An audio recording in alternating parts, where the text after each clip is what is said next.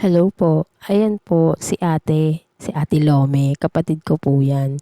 Ginising niya po ako kasi balita niya diyan na raw po nakatira yung kapitbahay namin dati doon sa Masambong. Kaya pinuntahan namin. Ayan po, bundok po yung nasa gilid namin na 'yan. Habang naglalakad po kami diyan, para na rin po kaming nag-e-exercise kasi malayo po yung lugar na yon.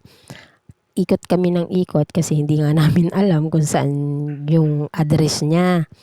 Nagtatanong-tanong kami baka may kakilala na taga rito rin.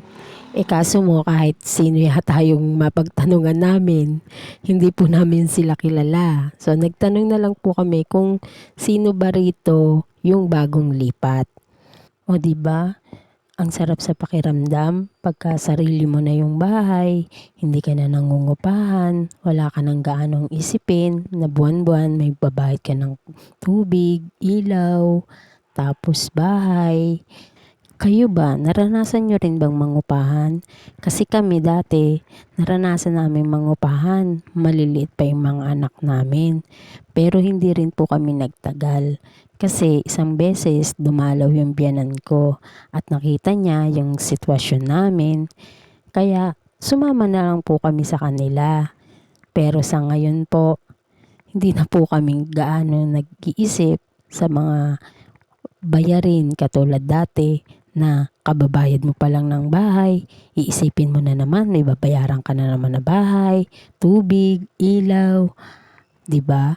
Pero pag may sarili ka ng bahay or kasama mo yung biyanan mo sa bahay, medyo mababawasan na yung pag-iisip mo. Kasi yung imbis na ipambabayad mo ng bahay, maidadagdag mo pa sa budget nyo. Yung iba naman dyan, ewan ko bakit di nila gusto kasama ang mga biyanan nila. Pero sa totoo lang po, bali, yung bahay ng biyanan ko, hinati yun sa gitna. Binigyan kami ng sariling bahay dito sa gilid. Yung kalahati sa amin at yung kalahati naman ay sa kanila. Ay, ayan na pala, nagkita na kami. Yan po yung sinasabi kong kapitbahay namin doon sa Masambong. Yung pangalan niya po ay Gina.